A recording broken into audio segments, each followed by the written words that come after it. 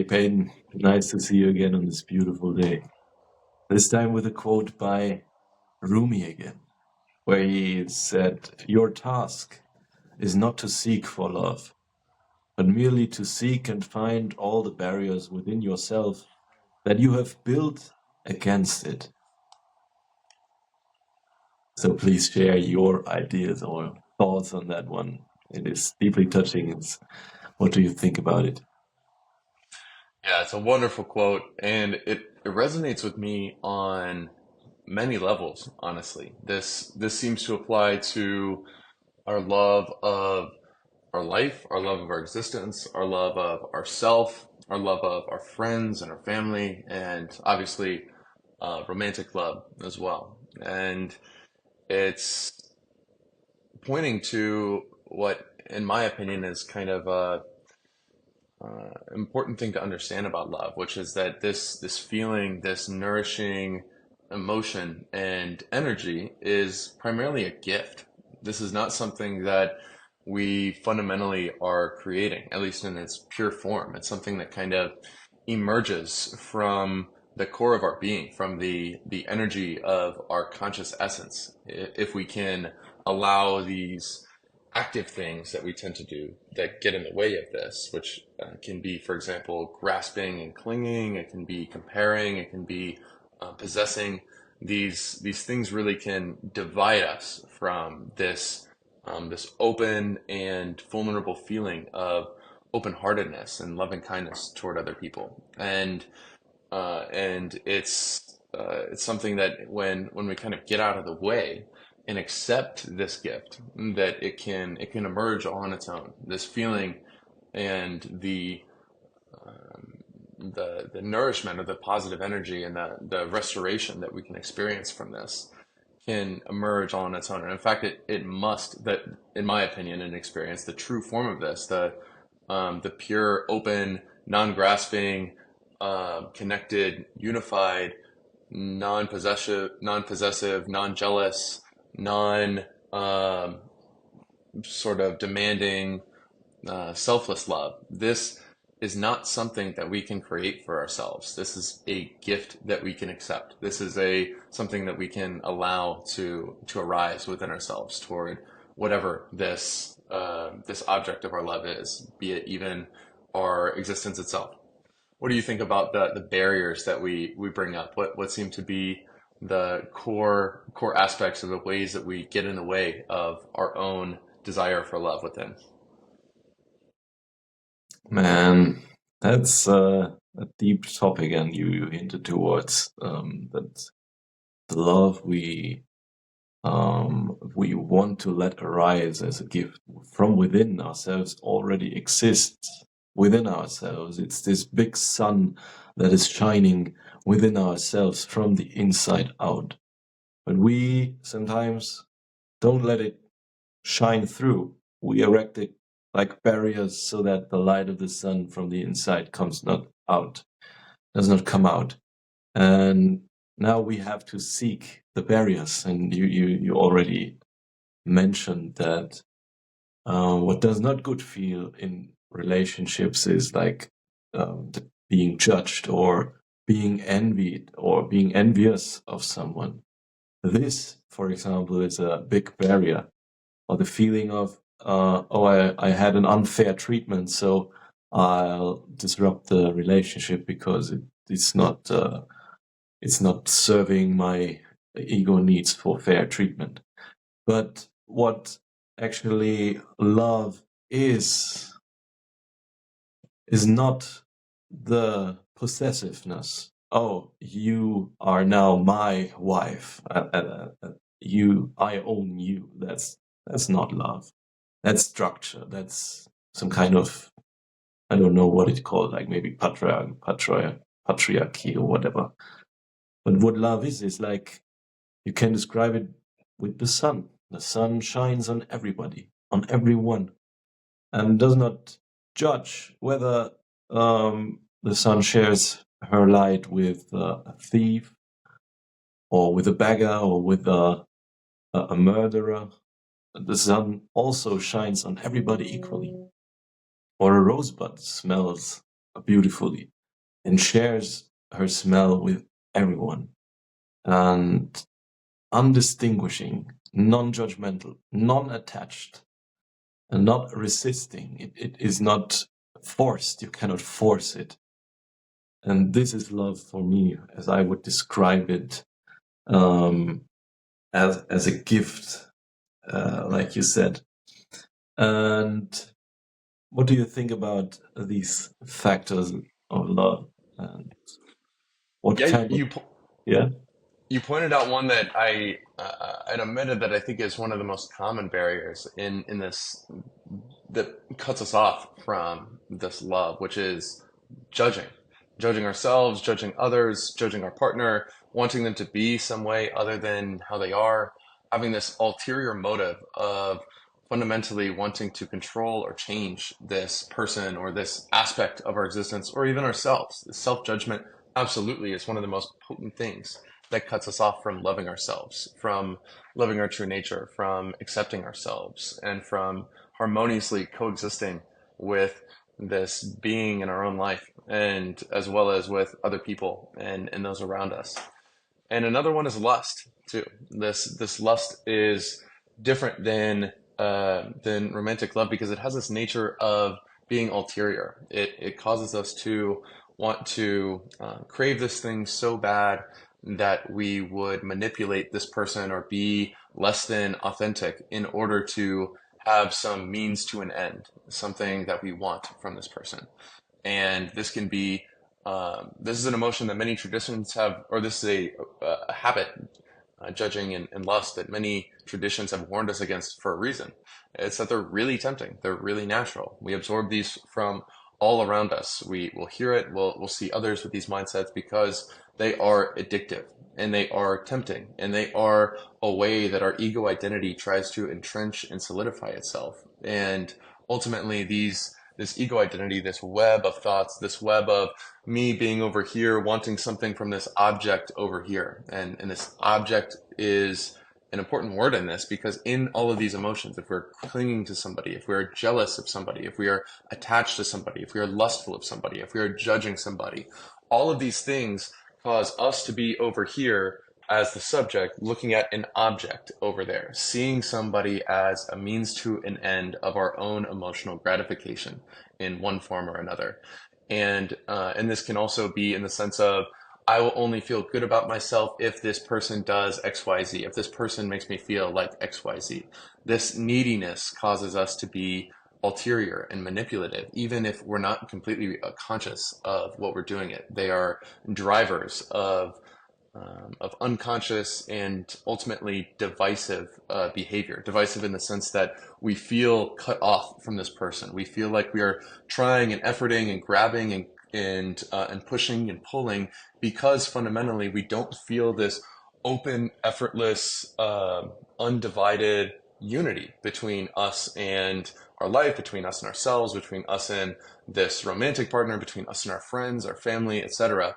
There's two different ways of being. This grasping, this efforting, this clinging gets in the way of what can be here purely sustainably without effort, without striving. This is a gift and a grace that we are able to kind of accept. And this pattern that we go through is not that, at least for me, I don't have any presuppositions that I'm going to be able to get to a place where I never feel judgment again. I never feel lust again. I never feel comparison again. I never feel grasping and clinging again. These things will absolutely be temptations that arise. They will be shown to us and megaphoned at us from all directions. We will absorb these unconsciously from our culture and from those around us, and even from the people on the other side of this than us, the people on the other side of our relationships will totally fall into this too. It's totally natural. It in some sense is at least for almost everybody inevitable that this is going to pop up over and over and over. So what do we do about that? And to me, I like to think of it in terms of um, surrender and kind of letting go when we do observe these things. We kind of first need to have some level of awareness of our own mind, of our own thoughts, to be able to notice that, oh wow, I'm being kind of judgmental, or oh wow, I'm really wanting this person to change in order to fulfill what I want from them. I'm being ulterior. or oh wow, I'm kind of consumed by this desire for this person or this clinging to this person. And we will notice this stuff if we pay attention. It's not we're either gonna it's either gonna happen and we're not gonna notice it, or it's gonna happen and we will be fortunate enough to notice it. And when we are fortunate enough to notice it, my experience is that there's two ways of going about trying to solve it, and one of them seems to work, and one of them seems to not work. I mean, the one that doesn't seem to work is this um, heroic effort, kind of leaning on our own strength, trying to outthink this stuff or outfight these parts of ourselves, and kind of start a civil war of, oh, I'm such a fool for judging. I'm so shitty for judging. I'm so shitty for comparing or for grasping and clinging. How humiliating, how terrible, and this inner fight that we can have in ourselves when we see these things.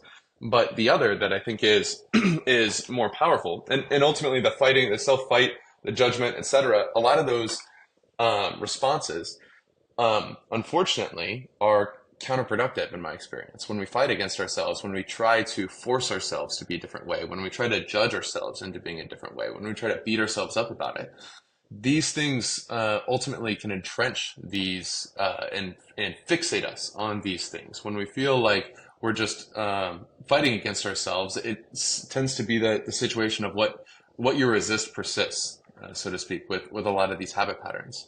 And so a more a more powerful, although to me counterintuitive approach, when we do observe ourselves creating these barriers that cut us off from the potential of open-hearted connection in our lives, is more of the approach of surrender, more of the approach of repentance, more of the approach of dropping it, letting go, letting it be as it was, seeing that, oh, yes, I was just caught up in that. I see that right now these thoughts are running through my head that is kind of cutting me off from this potential of connection.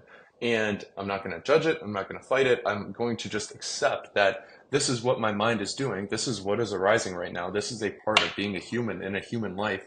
And beautifully, gracefully, I have the opportunity to just surrender, to just drop it, to see that this is where I am. And actually, this is something that I am doing. This is something that I am actively doing. These are thoughts that are passing within my mind that are arising that I tend to be grasping onto and following after and chasing and running on. And I don't have to. I actually can just accept that that's there and also accept that it is a new moment. I can always begin again. I can always let go. And I can see that this thing that I would otherwise seek is already here and available for me if I just stop, let go, and accept it. What do you think about this practice of coming back when we kind of lose our way or lose our balance on this front? Man, it's great, great thinking you have here, and a great practice. And I was also thinking about that also means forgiveness, dropping a certain kind of Yes. thought that anybody else has done wrong to you or whatever. This kind of thought is like capturing you. It's like captivating the love that could flow freely, but you won't let it through you. You won't let it flow through you because you are captivated by the story of guilt and victimhood. And as soon as you forgive, you free yourself. It doesn't necessarily have an effect on the one you forgive, or the person you are forgiving doesn't even have to know about it, but the effect on you is the surrendering. It's the letting go of old stories that are limiting what can happen.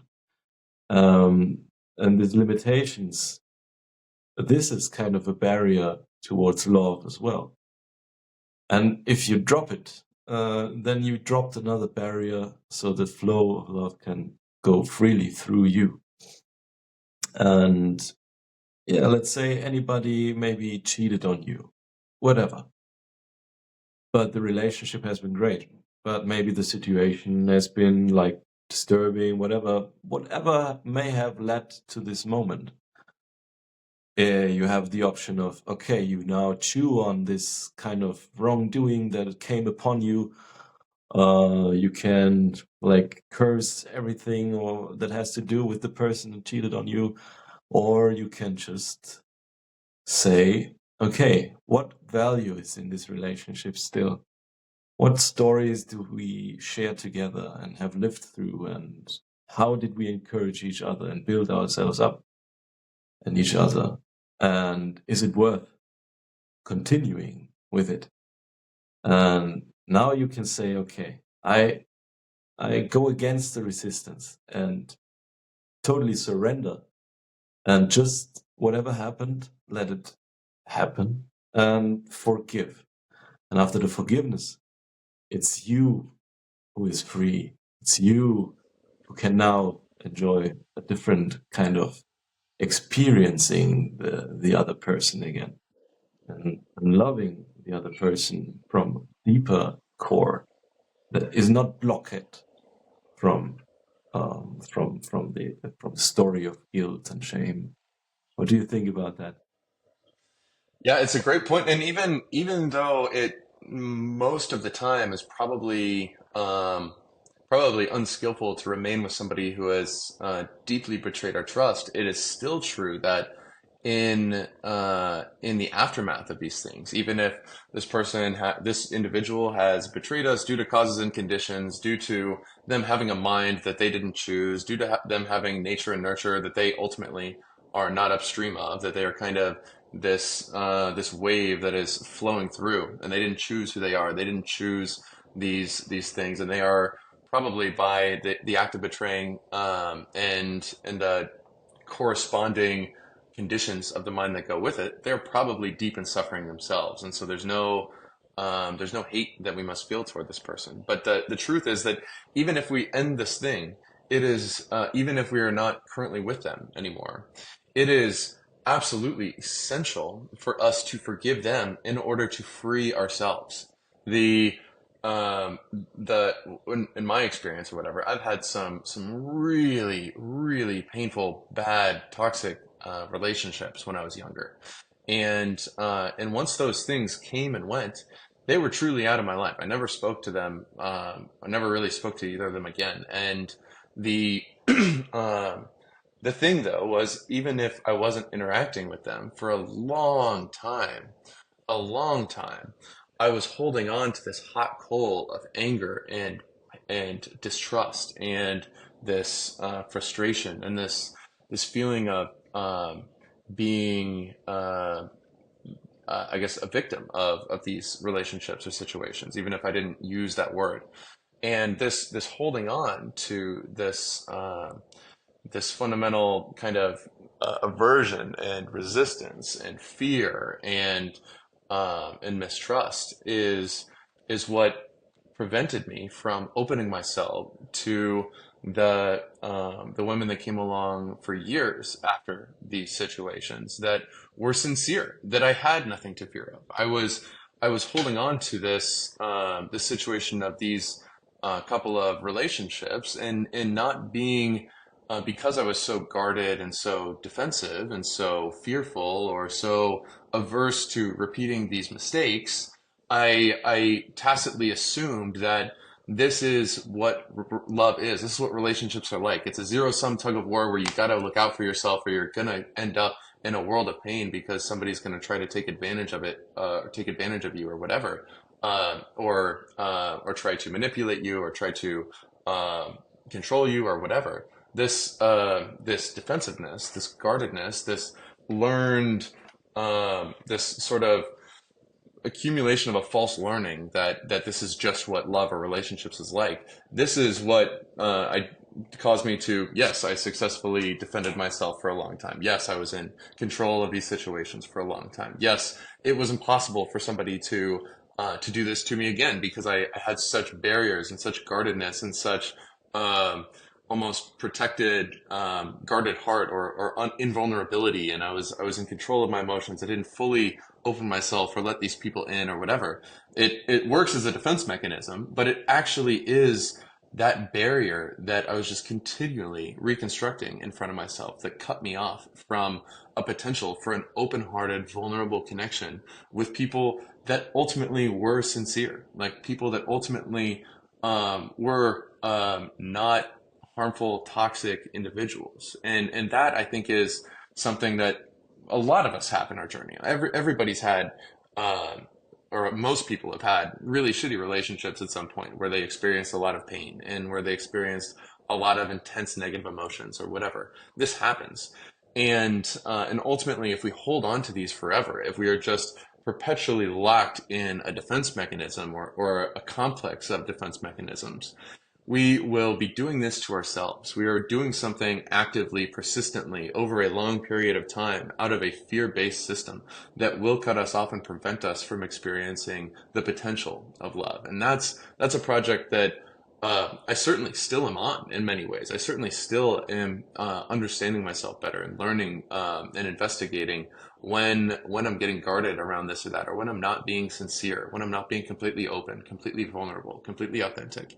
And so this is a lot of, at least on the, and I think I'm much further along and much more self-actualized when it comes to almost any other form of love. But in the romantic sense, that is where I still am on this journey, and I still am on this journey of healing and forgiving and opening and being vulnerable and feeling that that these barriers, this contraction doesn't serve me. This is not actually protecting me from. Um, this is not actually just protecting me from some forms of pain, but this is quote unquote protecting or preventing open-hearted, vulnerable love and connection and trust at a deep and unified level. And so that's still kind of this path that I am experiencing and that I have some place to go. But I definitely feel this power of these barriers that we tend to construct within our own mind, and how a lot of these positive connections and emotions and feelings are they're available to us, and they're available to us from within first. And I honestly believe that once we connect to this deep divine love that is already available within our own hearts, that we are far more ready to experience whatever the external world brings without any form of grasping or neediness or fear or pushing away. And in that state of radical, total acceptance of reality, and in not needing any specific thing from any specific person, it can create the space for us to be vulnerable and authentic in our full selves, and actually potentially be able to radiate an energy that can resonate with the people, romantic or otherwise, friends, family included.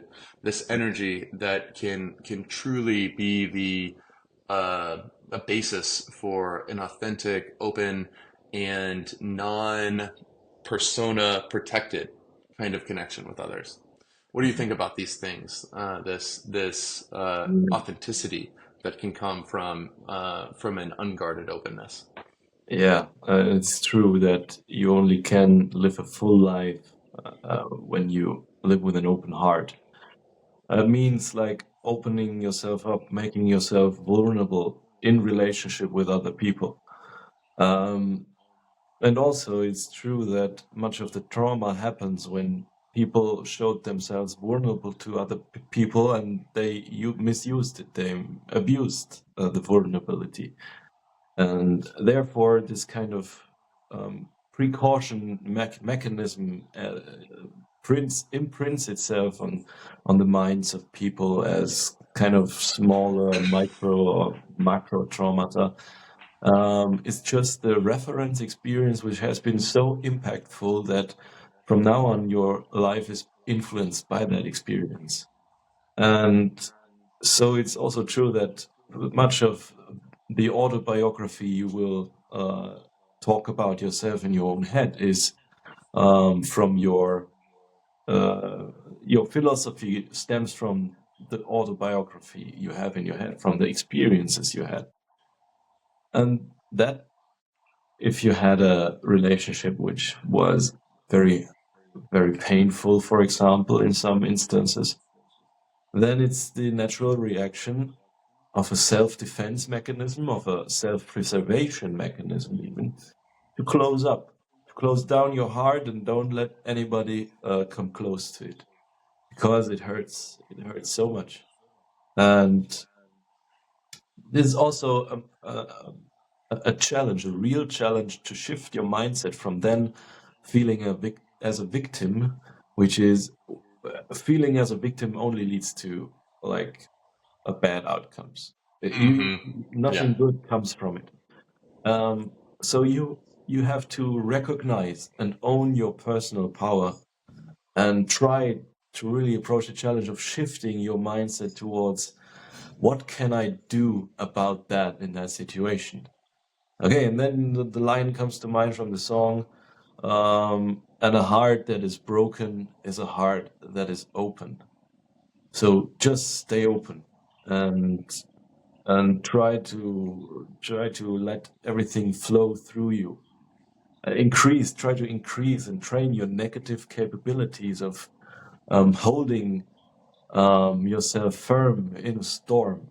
Like just stand there and the wind comes. Everything around you can crumble, but try to train standing your own ground, independent of the things that happen on the outside, independent of judgments of others. And you can reach that with maybe meditation practices, with exposure therapy, uh, cognitive behavioral therapy, and trying to change the way you think about certain things, directing it towards giving you more power. Don't give away your power just like that. Just with a story of guilt and shame, you give away your power to a very high degree, and you won't be able to change anything because you don't have power because you do not believe in your power. But as soon as you start changing the narrative you tell yourself, and change definitely can come through narrative change, you just don't tell yourself the story that you are a victim, you're much better off. Whatever you are then, you don't have to be a victor or kind of a great guy or girl. You just don't tell yourself that you're a victim. And this also refers back to the quote from Rumi. It's not to seek for love is not our task, but to remove all the barriers we have built against it. It's the via negativa approach. It's the approach Yeah. of letting the things out, giving the things up that don't fit. It's removing the things that are harmful first before you try to improve things and make them better. So many people um, take so many medicines and think, oh, I have to do that because it clears out my body. And so, no, you first have to don't take in the stuff that harms your body, as, Yeah. as hard as it is. Because I'm a German and I like beer, for example. So it's also in moderation. You can remove more and more of the stuff that harms your body and harms your heart. You remove the stuff that harms relationships and you don't judge other people. You are not mean to other people. Just like that, you improved your relationship potentialities so much. Just don't lie to people. Just talk with them through you. Just be more you with people. And don't give them an impression of somebody you are not. Yeah. Um, don't do the bad stuff with good people. And then you have a firm basis for better relationships and a great life resulting from meaningful relationships as well. What do you think about One that? one common one commonality in these practices of letting go or surrendering or observing and allowing these barriers to pass is this practice of radical acceptance, this acceptance of myself as I am, this acceptance of my mind as it is the acceptance of whatever thoughts are arising and whatever caused these thoughts, whatever past experience I've had, the acceptance of how this person is and what their thoughts and mind is doing, this acceptance of all of our existence, even the painful feelings that we're feeling. One of the most common patterns around fear is that it can stay for so long in large part because we are resisting it, because we are not accepting what we are feeling, and these barriers that we have a lot of times are because we believe that we do not have the capacity to feel this rejection or to feel like somebody has mistreated us, or to feel like um, a number of things, like we don't have, or like we are abandoned, or whatever. These fears and this fundamental lack of faith that we can tolerate, we can feel, we can experience whatever we are experiencing for as long as it lasts. This acceptance of ourselves and all of reality. This notion that this moment right here is exactly as God is revealing it, or exactly as the universal nature is revealing it. This moment is fully arrived. And when we can first have some reconciliation between our own heart and reality, this feeling of giving up the war, giving up the struggle, giving up this constant need to be opposed and cut off from, and I cannot just allow things to be as they are. I cannot tolerate things being as they are. I must change. I must resist. I must push away. I must grasp. I must cling. I must hold on. These are oftentimes rooted in this inner posture within our hearts of non-acceptance. And so to me, this possibility of being aware of these patterns of having a harmonious relationship with others and with our own mind and with our own emotions. The foundation of a lot of these things is, in my view, letting go of the judging pattern within our own mind, and this judging pattern that wherever it starts, if we start judging ourselves, we're going to be judging others. If we start judging others, we're going to be judging ourselves. It's a way of being.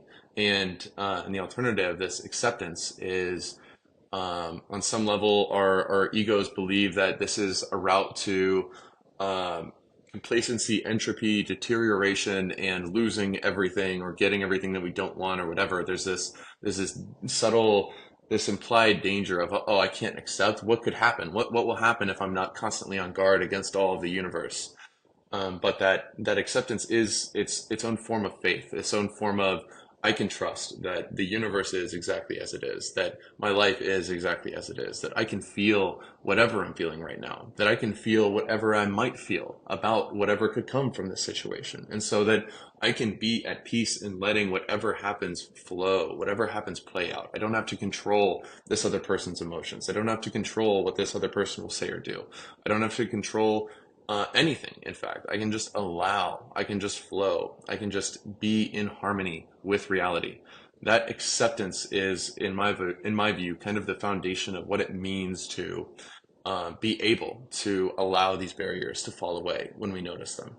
And of course, the awareness being the other piece of, actually, we need to learn to be more discerning, to notice these barriers, to notice these ways that we're kind of getting in our own way, or getting in the way of us feeling connection and love and nourishment from the reality of our existence and the people within it. So that's my intention for this week, is to bring this inner posture of acceptance toward all of my existence, toward everything that arises, the things that I'm tempted to grasp onto and cling to, the things that I'm tempted to push away, the things that I'm tempted to fear, even the posture within, like, even acceptance of my tendencies to not want to accept, even this acceptance of my own getting in my own way, even of the acceptance of everything within myself, and non-judging myself and others. This radical, just, it is okay exactly as it is. It is already exactly as it is. And this war is being fought from my side against that side. This war is not two-sided. I can just give it up. I can unilaterally surrender and just be in the flow with whatever is, even if there's painful feelings along, even though there are in fact going to be painful feelings along the way. So that's my intention for this week. What about you, man? What are your intentions out of this conversation? Yeah, man. Thank you for sharing your intentions, and I'm in as well within your intentions, accepting what is, what changes, and also how to deal with it. Like preparing yourself um, in a way that you leave out, that I leave out the stuff that is hindering growth of relationship, that is helping destroying relationships, like judging others, like being mean or unkind or whatever. I really want to leave these out, and I really want to prepare myself to deal with options and change in a healthy and good way, and accepting everything that happens as well. And with that, shining a light on the barriers that I have built myself against love and loving relationships and kind relationships. And yeah, I would also say that it's not only an intention for this week, but at least for a whole month or for a whole life. Yeah, it's worth it. It's worth it. Yeah. All right, bro. Thank you very much. I appreciate you sharing your thoughts and your inner workings and wisdom and teachings and all the stuff. Share it with me, and I'm so grateful that we have these conversations. Likewise to you, my brother. This was a really good one, and I appreciate what you shared. And looking forward to the next one. Have a great week. Have a great week, man. Bye.